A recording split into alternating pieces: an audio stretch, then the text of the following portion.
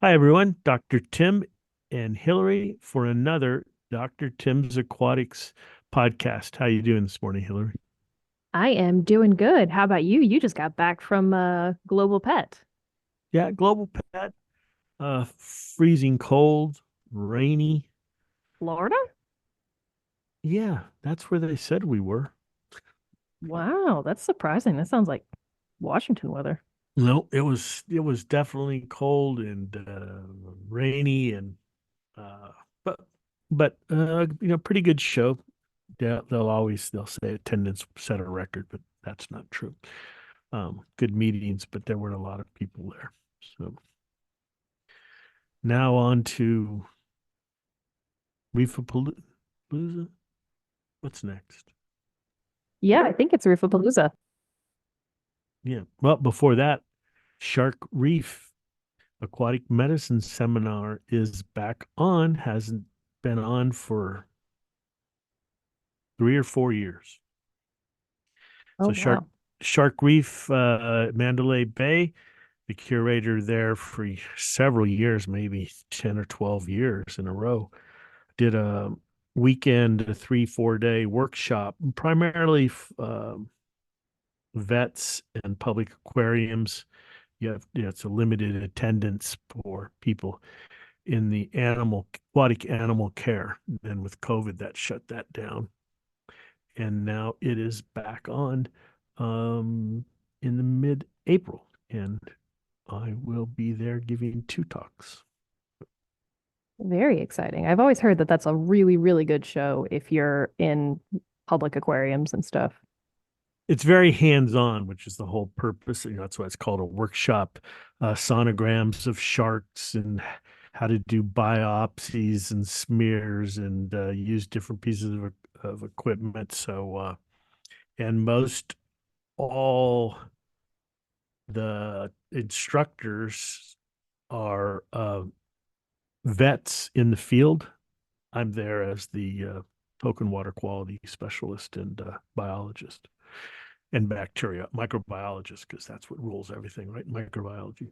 Uh, but some things are quite interesting. All the speakers, so it's a good time because 40 people, about 10 instructors, so lots of one-on-one and meeting people and um, get people from all over the world. So we shall see. Wow, that's really impressive. I like that it's such a small show and it sounds very hands-on. Yes, in the Best way to learn. the classroom has 4 big bay windows that peer into the aquarium. So when What? you can tell when you're losing the audience because they're all staring at the sharks, not listening to you. Sometimes I'm looking out the window while I'm giving a talk. No, it's a really nice place. I agree. I've only been there once, but it was very impressive. For being an aquarium in the middle of the desert, top notch. Yes. So so we have on store today. So today we are going to do another question and answer. We've had so many questions that are just flowing in. So apologies, we're not going to do our main topic for our second podcast this month, but another Q&A to get your questions answered. All right, fire away. Question number one. Hi, I have a 40-gallon tank I seeded with live sand and live rock that came from another tank, but I'm sure it lost a lot of bacteria on the changeover. I'm doing a fish in cycle with lights off and a pair of clowns. I purchased a 2-ounce bottle of one and only and put it in 4 days ago.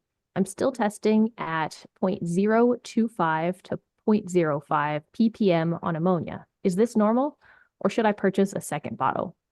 Additionally, I have leftover rock sand that I will be covering with water. Should I purchase a bottle of one and only to keep it alive as well? Thanks. So that was 0.025 to 0.05. Yes. Okay, that's zero, folks. Unless you're using an analytical ammonia measurement system, your hobby test gets that's zero. Okay. So that's 2 decimal points. Yeah, zero. Your ammonia is zero. Did mention nitrite Nope, with just ammonia. Yeah, with just two fish and two little clownfish, you're not going to produce that much ammonia. There's no reason to get more one and only if, the ammonia were much higher and there was some nitrite, would that be cause for concern? The second part, where I'm assuming this sand they're going to cover with water is not in this aquarium, it's someplace else. And they're, It sounds like they have a bunch of rock and sand that they pulled from an existing tank and they're putting in the new tank, but that they have leftover that they're gonna keep in a separate container. well, I mean, that's fine, but what you need to do is keep the water circulating and moving. And you can add the one and only, a little one and only, and then feed it. But you need good water circulation. And depending on the type of sand, the bacteria, sand can get pretty solid. And unless you're forcefully sucking the water through the sand or pushing the water through the sand, it's going to become anaerobic, and you're not really going to grow nitrifiers down there. Um, so, uh, if you want to do that, the perfect thing would be our MX pump. It's a small, made in Italy recirculating pump, and you could put that in whatever vessel. A lot of people do this, in Rubbermaid trash cans, and have the pump at the bottom and then circulate the water through the top and just all through the rocks so there aren't any dead spaces. I'm not sure how well that's going to work if you just have sand, because it depends on how deep the sand is. If your sand is piled 1 or 2 inches deep, I don't think the nitrifiers are going to get that deep. So you want to spread out the sand as much as you can. And as I said, use one of our ASF MX pumps for recirculating the water. Yes, that's a great idea. And then a follow up, people will say, well, how much ammonia to add? And that really depends. The more ammonia you add, the more acid's going to be produced, and then the pH is going to drop, and then you're going to have to do water changes. So if you are going to be setting up a tank with a lot of fish, they're coming out of quarantine, and you want to introduce them all at once, then you're going to want to add a lot of ammonia and grow up a big, viable, hardworking bacterial population. But if you just kind of keep some nitrifiers on hand, then you don't have to add that much ammonia, only, a little bit every 4 or 5 days. The bacteria aren't going to starve. They're just not going to be super active. And then what you can do is a couple of days, a week before you're going to use that rock and sand, is start increasing the amount of ammonia. So it's kind of in a maintenance diet. And then you go to a much larger diet to get that bacteria really cranking. Okay, let's move on to question number 2. I am on day 8 of using your product, and my tank's ammonia is almost completely gone. My nitrite is now reading 5 ppm plus, and my nitrates are hovering around 80. Is this a normal stage of the process and I need to be patient, or should I do a water change? I appreciate your help. Okay, so this is a normal stage, and I would at this point not be measuring nitrate, because when your nitrite is that high, it interferes with the nitrate test kit. The other thing, more than likely, the nitrite test kit they're using is measuring the ion, and so you have to divide that number by like what is it, 3.2, I think. Memory's got me right here. Because when we talk about ammonium nitrite, nitrate, we're talking on the nitrogen scale, but unfortunately, many hobby test kits measure in the ion. So there's a conversion that has to be done. So that 5 plus is really only about one or two nitrite, nitrogen, which is pretty low at this stage, and the ammonia being 0. or almost zero tells you the system is working. So, yep, everything's going well. Don't measure nitrate until your nitrite is low, like point or one or below. Um, and when it's really high, don't bother. You're just wasting your reagents. But yes, the tank is moving and cycling, and just continue on. I like it when that's the answer. Okay, let's move on. Good afternoon. I service a large 150-gallon aquarium, and it is difficult to do water changes on because of where it's located. I do small ones regularly, but if I use waste away to help keep the water clean, how does that work in freshwater? How does it remove the nutrients? I really appreciate your help. Thank you. Well, the way waste away works in freshwater is the same as it works in saltwater. Bacteria need phosphate, nitrate, and carbon. So they basically are simulating it, and incorporating it into their cells, and then dividing, so they're producing more bacteria. The difference between saltwater and freshwater is that what you want to do is convert the nutrients, nitrate and phosphate, into bacteria and then remove the bacteria. And in a saltwater reef system, that's relatively easy by using the skimmer. Skimmers have been shown to be very efficient at removing the bacteria from the water. But in freshwater, basically, I don't know anybody that's ever used a skimmer in freshwater. Do you, Hillary? I can't say that I do. And the reason people don't use skimmers in fresh water is that it's very hard to produce the small micro bubbles that are more efficient for the process. You basically get these big giant bubbles and they don't work very well. It doesn't mean skimming can't work. It's just harder to implement. So what's missing in fresh water is that second stage, that removal of the resulting bacteria. But there are other ways. They're not as, say, efficient, but they'll work. And those are: one, you can use a filter sock. Even a 200 to 400 micron filter sock will become clogged up and start removing the bacteria. And so you can have one operating all the time. It clogs up. You replace it with a clean one, take the dirty one and rinse it out really well.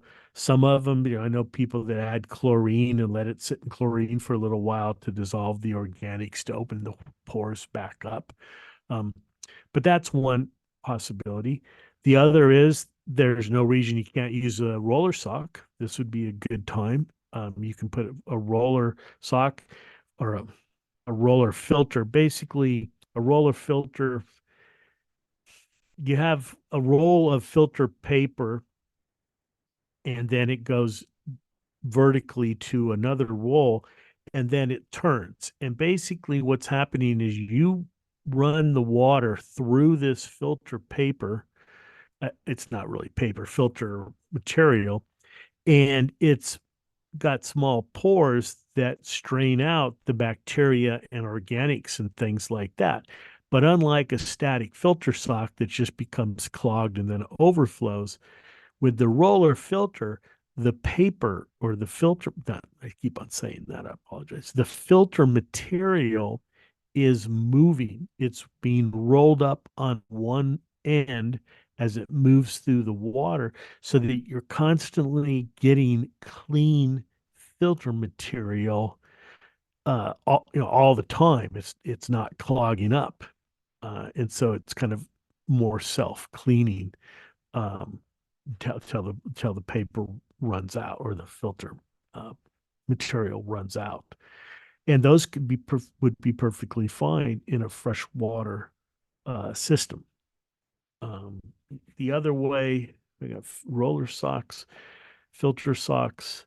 I know one person wrote, and they did, I think they called it a hillbilly filtration, but they just did trays. They had a sump and they built stacked trays, and they put the fiber material, the you know sponge, and then they put the filter fiber in there, and you can get that in a couple of different sizes, and just strained out the water. Basically, as that clogs up, it filters out the bacteria, and then you have to change that, and you change it and clean it or throw it away because it's relatively inexpensive. So there are ways to use the technique of assimilation of nutrients in bacteria and remove those bacteria from fresh water. You just have to be a little bit inventive about it. Okay, let's move on. Question number 4. I need some advice. My tank has some sludge-looking stuff on the surface, dinos maybe, and it scrubs right off and is kind of flaky, if that makes sense. It's not attached at all. The tank is an all-in-one with no skimmer. Would you recommend just refresh or waste away? I didn't think you could use waste away with no skimmer, but I wanted to ask. The tank has no fish. Thanks. Okay, so I think the previous question kind of answered the waste away. The process is more efficient with the skimmer for what I just talked about, and I won't repeat that. Um, but there are alternatives. But did they say the stuff is floating on the surface or it's on Sludge, surfaces? sludge-looking stuff on the surface. It's not attached at all. It's kind of flaky. But it's floating. Well, I mean, the easiest thing there is just take a fine net and scoop it out. It's on the surface.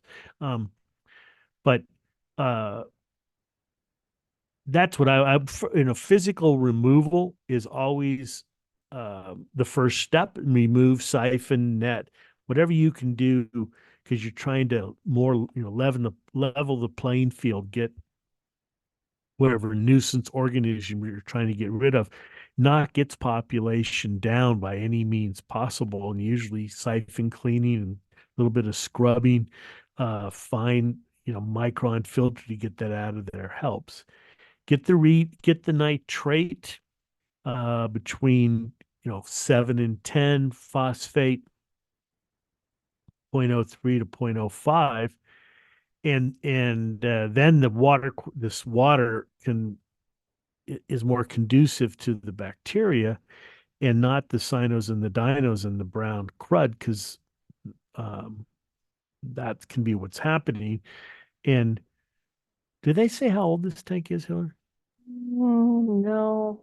No, they don't. Yeah, because let's just assume that the brown crud is on the surface of the water, but also surfaces rocks and other stuff. And it's there probably because this is what happens when you have lots of buildup of organics. Those organics are food not only for bacteria, but different types of organisms, that brown crud being one of them. That's why we recommend this method, and we talk about cleaning the substrate. You're trying to reduce the organics in the aquarium to reduce these biofilms and things like that.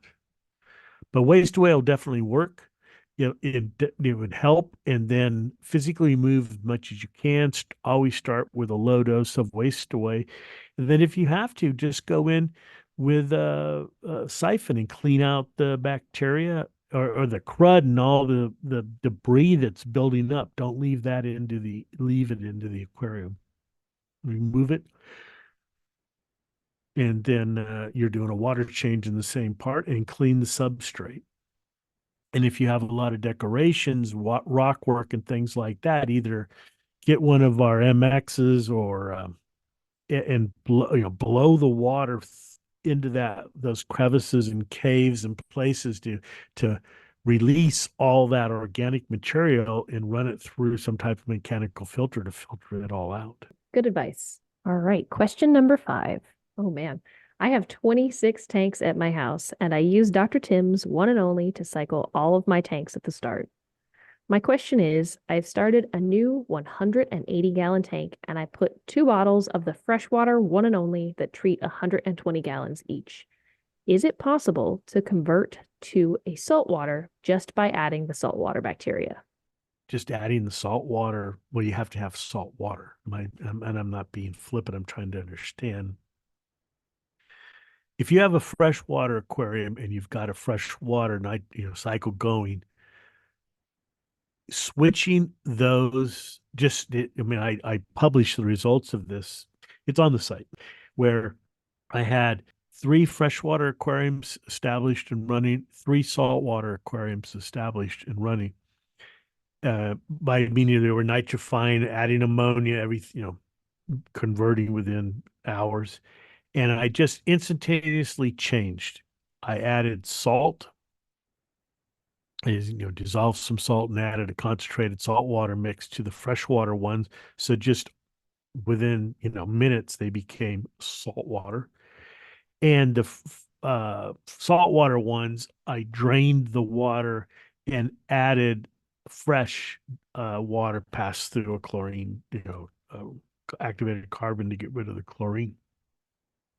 And what happened was the ones that were saltwater immediately converted. You really didn't see any loss of nitrogen cycle going from salt to fresh. The freshwater ones, though, all lost nitrification. Basically, the nitrification cycle, which had been established, the bacteria all died, and everything had to start over, another 30-day cycle. And so you can go instantly. I'm not recommending this, but if you needed to, you can go from salt to fresh. But going from fresh to salt really doesn't work this well. And just maybe 2 years ago, a group out of Germany uh, did the same thing. And at this time, the techniques are much more advanced, and they did a bunch of microbial and microbiome cycling, and were able to show how the bacterial populations changed, or the consortia changed from the fresh as it converted to salt and things like that. So um, the answer is, can you go from fresh to salt instantaneously? And the answer is no, to make it short. Did that answer what you think they're asking, Hillary? I think it did. And you answered the first part. Like I would have said, if you don't already have salt in the tank, you need to make sure that you add the salt to the water for the Yeah, full. yeah. You got to add the salt.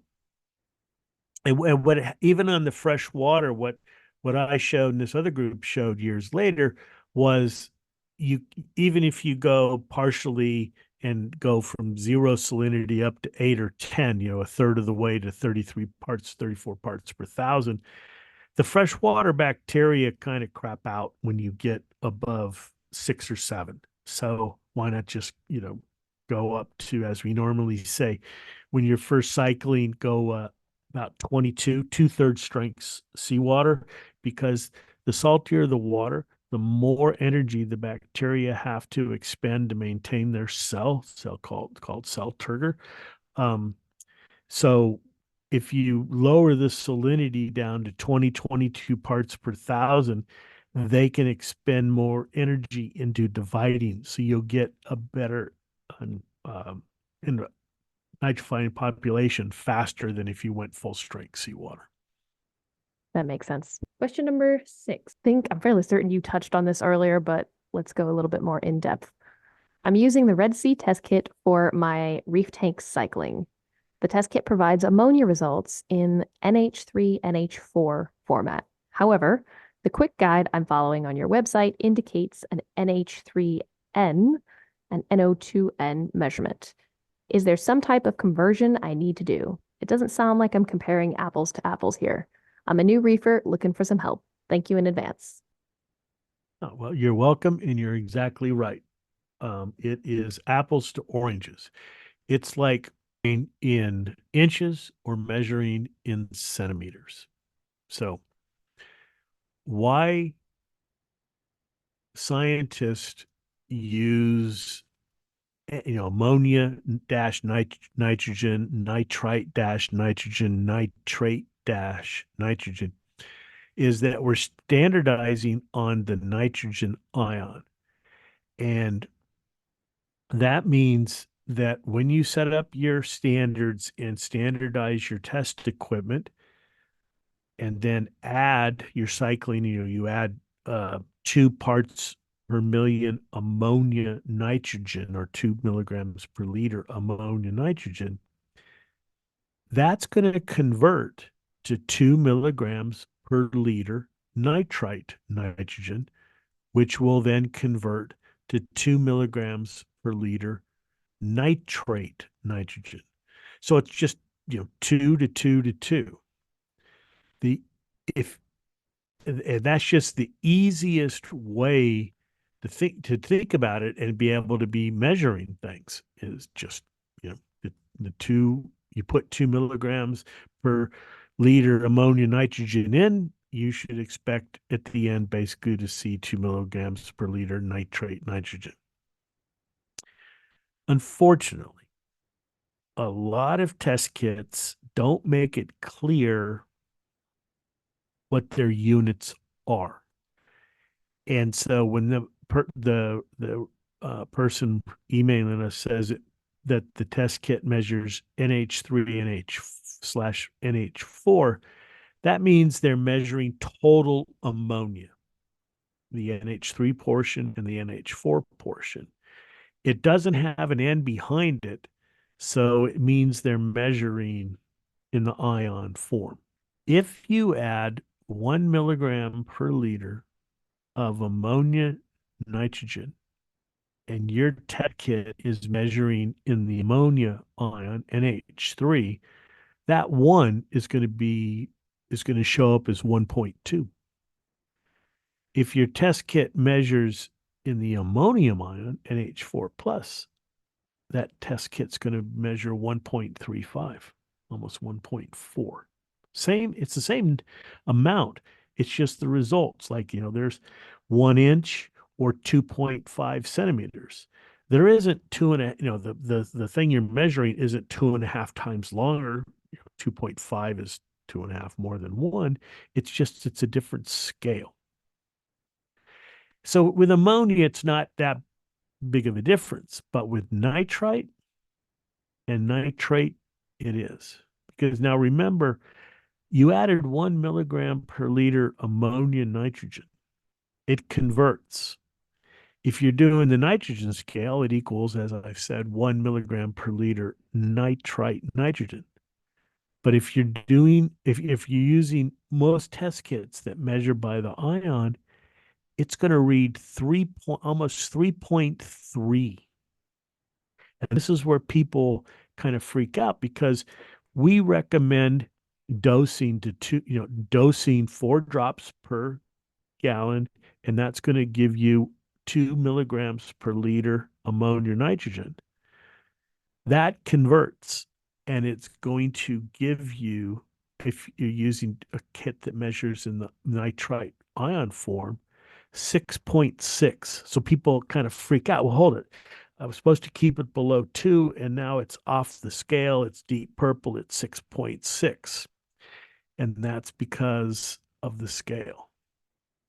On nitrate, 1 milligram per liter ammonia nitrogen measured in converts all and measured in the nitrate ion is 4.4.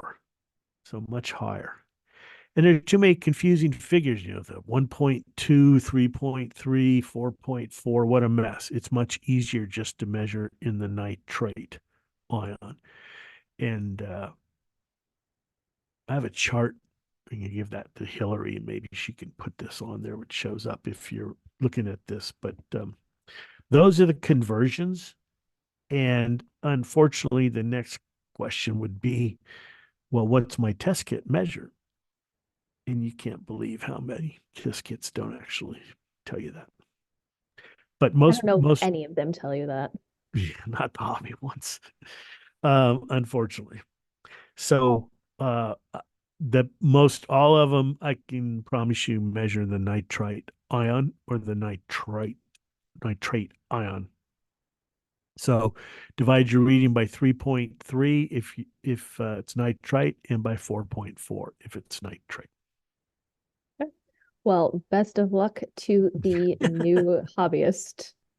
Okay, question number 7. I use first defense in a quarantine tank that is dosed with copper. Yes, that is not a problem at all. There's nothing in there that will remove the copper or anything else.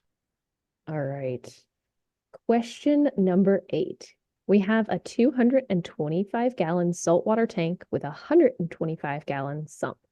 We're running NP active pearls and have never been able to get rid of the green algae or get it even under control.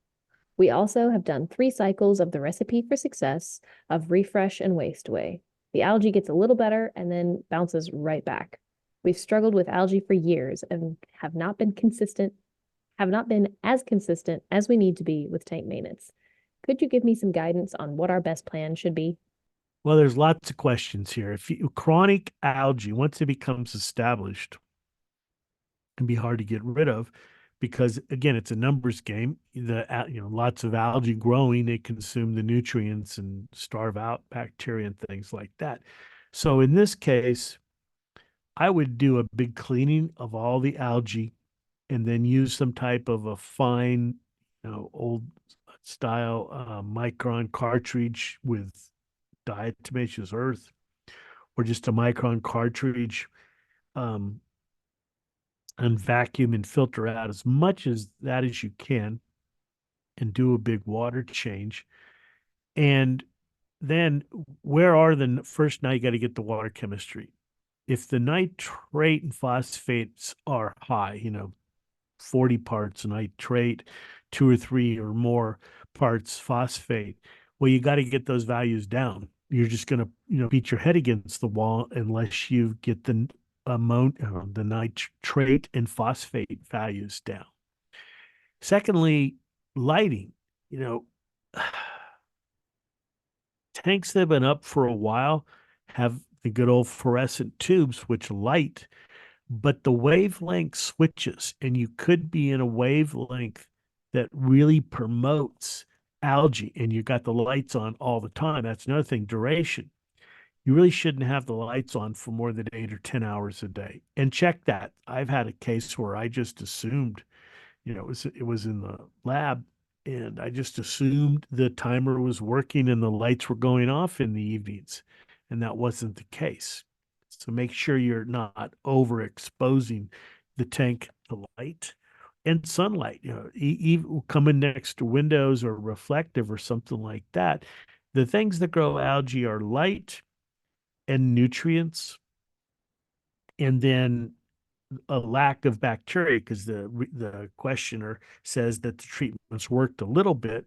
Well, that means the bacteria, something happened to them. Were they removed? Were they eaten or out competed? That's why you want to do, I talked about, rearrange the numbers by cleaning the tank really well, put extra aeration in there, get the nutrient levels down. If the tank is old, have you been cleaning the substrate regularly to get rid of the organics that are in there that can be doing denitrification and producing, denitrification in this case would help you get rid of the nitrates. There's got to be a source, a continuous source of nutrients, and then there's got to be a lighting problem. Light bulbs, don't last forever. They light up, but that doesn't mean they're in the right wavelength, and that can be a problem too. So there's a number of things. Don't really recommend you do them all at once unless you're just at your wit's end and say, I'm going to do this, because if you do them all at once and it fixes the problem, you're not really sure which ones, what process actually helped or not. And the reason you want to know that is that you work now to not allow that to happen, because people that's why I talked earlier about 3 months and the tank has dinos. One thing I do see or hear regularly is a 3-month-old tank that's covered in algae, and that's because people generally leave their lights on much too long. 8 to 10 hours is long enough to stretch in it. Especially with the lamps and the LED systems and things like that are available these days. They put out a tremendous amount of photosynthetic uh, radiation. It's not radioactive, but that's par and intense, and you can change the wavelengths. That's another thing. Um, the blue wavelength, the blue spectrum is what the plants and the algae and everything wants.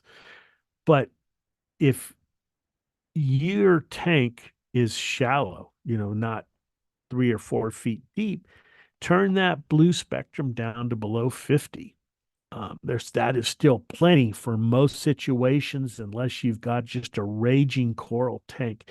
And even then, play with that a little bit, because I've talked to people who have this, and you ask them what the setting is, and they're like, "Well, it's 100, it's full blast," and their tank's only 14 inches deep. The LED is only hanging a few inches above, and yeah, that's a problem. That's just an intense amount of light, which will grow algae every time. All right. Well, I think we are out of time for today's podcast. We still have more questions, so fear not. Next month we'll be right at it again with more Q&A. All right, everyone. Then this has been Dr. Tim and Hillary, and we always appreciate you listening. We're starting with Aquashella and the wraps for the year, so come out and talk to us. And as always, contact us on social media or info at Dr. Tim's Aquatics with your questions. And until next time, good fish keeping.